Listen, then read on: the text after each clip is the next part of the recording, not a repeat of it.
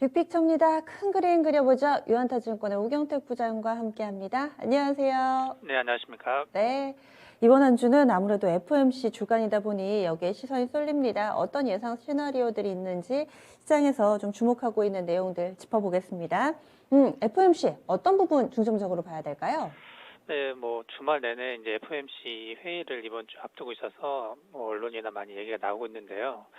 일단 아무래도 이제 통화 정책에 대한 방향이 좀 변화될 수 있는 시점이다 보니까 많이 시장에서 주목되고 있는 상황입니다. FOMC가 이제 12월 14일, 15일 이제 미국 현지 시간이기 때문에 저희 회의 결과는 16일 날 오전에 할 수 있을 것 같고요. 가장 큰 틀에 있어서는 이제 12월 FOMC에서 기준금리는 그 0에서 0.25%인 그 제로금리를 유지를 하고, 또 중요한 부분이 자산 매입 감축을 시작을 하는데 그 속도에 대한 부분이 좀 언급될 걸로 좀 예상이 되고 있습니다. 그래서 이제 기준금리는 동결을 하지만 시장의 이제 관심 사항은 이제 크게 두 가지를 둘 수 있는데, 테이퍼링의 속도하고 내년도 금리 인상을 몇 번이나 할 건지가 가장 시장의 큰 관심 사항이라고 볼 수 있을 것 같습니다. 그래서 예상 시나리오를 살펴보면 테이퍼링 종료 시점인데요. 테이퍼링 종료 시점이 그 두 가지로 좀 예상이 되고 있는데, 2022년 3월로 예상이 되고 있고, 그다음에 두 번째로는 6월로 예상이 되고 있습니다. 그래서 테이퍼링 종료 시점이 만약에 3월일 경우에는 금리 인상 시점이 내년도 6월 정도로 예상이 되고 있고요. 만약에 테이퍼링 종료가 6월로 된다고 했을 때는 금리 인상이 9월 정도로 예상이 되고 있습니다. 그래서 그 좀 더 이제 매파적인 그 움직임이라면 그 테이퍼링이 내년 3월 달에 종료가 되고 6월 달에 금리 인상이 이루어지는 쪽으로 볼 수 있고요. 조금 더 완화된 스탠스로 반다고 했을 때는 6월 달에 종료가 되고 9월 달에 금리 인상이 이루어질 걸로 볼 수 있는 상황입니다.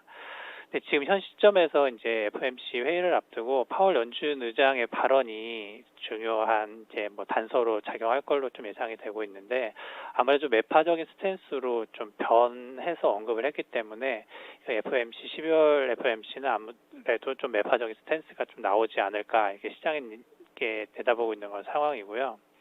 가장 크게 좀 변화된 그 언급된 내용을 살펴봤을 때는 인플레이션에 대한 자세입니다. 인플레이션은 그동안 이제 일시적인 의견으로 제시했다가 내년도에 인플레이션 우려를 조금 대비해야 될 거라고 필요성에 대한 언급했던 부분이 이제 변화된 그 자세라고 보면 될 것 같고요.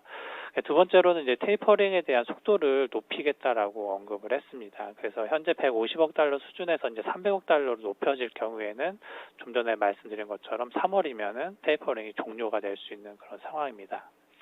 그래서 이제 테이퍼링 종료한 후에 이제 기준금리 인상을 또 예상할 수 있기 때문에, 또 기준금리 인상은 점도표를 통해서 내년에 몇 번 정도 그 인상할 건지에 대한 것을 가늠할 수 있을 것 같습니다.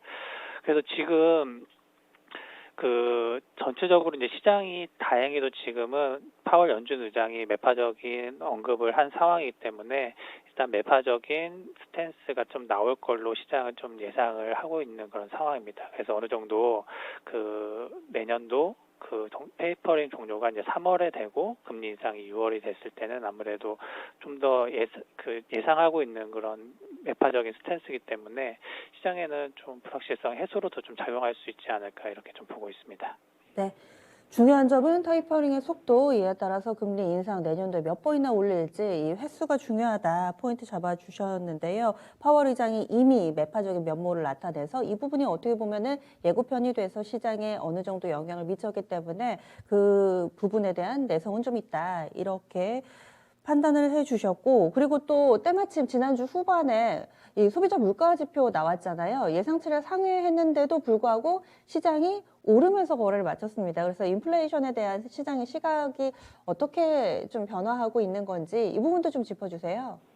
그래서 시장의 이제 움직임이 어떠한 지표를 나왔을 때 시장이 조금 강세적인 움직임이면 좀 안 좋은 지표를 좀 소화를 하고, 시장이 좀 약세 움직임이면 안 좋은 지표를 더 안 좋게 반영을 하는데, 다행히도 지난 주말 좀 미국 시장 같은 경우는 경제 지표가 좀 인플레에 대한 우려가 있는 상황에서 높게 나왔음에도 불구하고 좀 잘 소화가 된 그런 상황이고요. 그런 부분이 뭐 오늘 국내 증시에도 좀 영향을 좀 미치는 것 같습니다. 12월 10일 날 그 미국의 11월 소비자 물가지수 CPI가 발표가 됐는데요.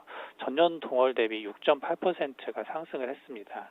거의 40년 만에 최고치이기 때문에 상승률이 상당히 가파르게 높게 나타났음에도 불구하고 시장 예상치가 한 6.7에서 6.8%였기 때문에 시장 예상치 정도 나왔다라고 일단은 시장에서 받아들이는 그런 상황이고요. 특히 이제 에너지하고 식품 가격이 이제 변동이 높게 작용하는 항목인데, 이 부분을 제외하고 근원 소비자 물가 지수도 전년 동월 대비 4.9%가 상승을 했습니다. 근데 이제 이런 부분이 시장에 좀 긍정적 그 우려 부분이 좀 해소될 수 있는 부분으로 작용할 수 있는 부분을 살펴보면, 일단 11월은 그 연료, 휘발유 이런 쪽에서 가격들이 급등을 하면서 에너지 가격이 33%를 급등했기 때문에 이런 부분이 작용했는데, 다행히도 이와 관련돼서 그 바이든 대통령이 언급한 부분이 11월 데이터는 최근에 이제 운임이나 에너지 가격이 빠진 게 반영되지 않았다라고 언급을 했기 때문에, 그러면은 이제 11월 이후에 그 전체적인 물가 지수는 좀 둔화될 수 있지 않을까라는 기대를 갖게끔 발언을 했습니다. 그래서 CPI 지수가 높은 상승률을 기록했음에도 불구하고 시장에서는 크게 그 악재로 작용하지 않은 그런 상황이고요.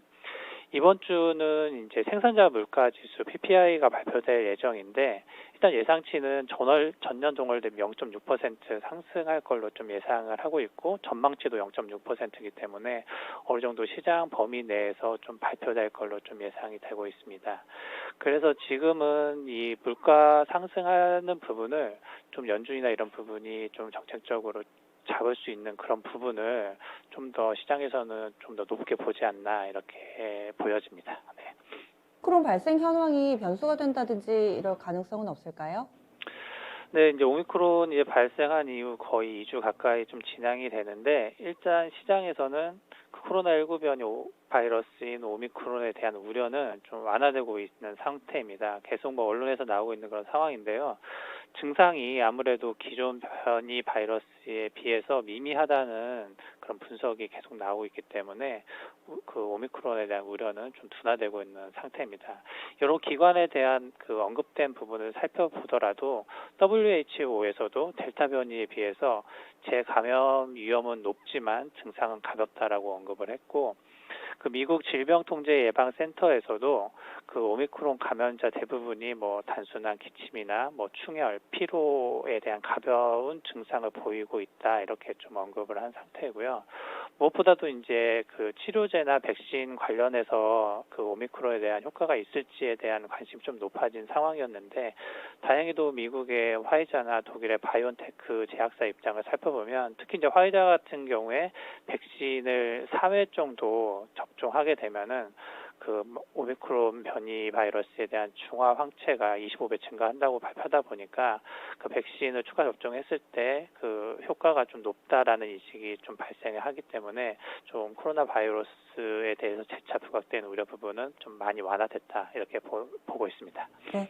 그러면 이번 주 FOMC 외에도 주요 경제 일정들이 있으면 간략하게만 좀 짚어주세요. 네네. 일단 12월 14일, 15일 뭐 FMC가 열릴 예정이고요. 또 15일 같은 경우는 좀 전에 말씀드린 것처럼 미국 소매 판매도 그 발표가 되고요. 또 미국 부채 한도 상향에 대한 합의 여부도 12월 15일까지 좀 이루어져야 되는 그런 상황입니다. 그 12월 17일에도 좀 주요 그 발표되는 내용이 있는데, 특히 유로존의 11월 물가 지수가 발표가 되면서 유럽 쪽에 대한 물가 상황도 체크할 수 있는 그런 상황이고요. 그다음에 12월 17일은 한국 FTSE 분기 리뷰에 대한 리밸런싱이 이루어지는 상황이기 때문에 편입된 종목에 대한 좀 매수가 기대될 수 있는 그런 상황이고요. 또 12월 17일은 미국 선물 옵션 만기이기 때문에 또 뭐 변동성 여부를 좀 체크할 수 있는 그런 상황으로 보시면 될 것 같습니다. 네. 그러면 이번 주에 좀 눈여겨봐야 될 부분들을 쭉 정리해봤는데, 그럼 큰 그림 그려주세요. 네, 일단은 시장에서 좀 우려했었던 부분이 이제 FOMC 회의를 앞두고 그 매파적인 스탠스이기 때문에 이제 금리 인상 속도가 빨라지면서 긴축에 대한 우려가 좀 많이 발생했었는데 또 막상 그 변수가 좀 이번 주에 다가오다 보니까 어떻게 시장에서는 좀 불확실성 해소로 좀 작용하는 그런 부분이 있고요. 일단 시장의 가장 큰 변수가 이제 인플레 우려하고 금리 상승 부분인데 또 반면에 이렇게 금리 상승할 수 있는 근거가 되는 게 이제 코로나에 대한 변수가 발생하면서 경기 회복이 좀 둔화되는 게 아니냐라고 좀 많이 인식이 됐는데 다시 이제 오미크론 바이러스에 대한 그 둔화 우려가 좀 완화가 되면서 경기 회복 기대감이 또 맞물릴 수 있는 그런 상황입니다. 그래서 지금은 이제 인플레 우려하고 금리 상승의 리스크로 좀 작용하는 반면에 경기 회복이 얼마만큼 또 이루어질 수 있는지 기대감이 또 시장의 긍정적인 상황이기 때문에 그런 변화에 대한 비중 그 변화를 보면서 시장을 살펴보는 게 좀 좋을 것 같습니다. 알겠습니다. 자세한 말씀 고맙습니다. 감사합니다. 네.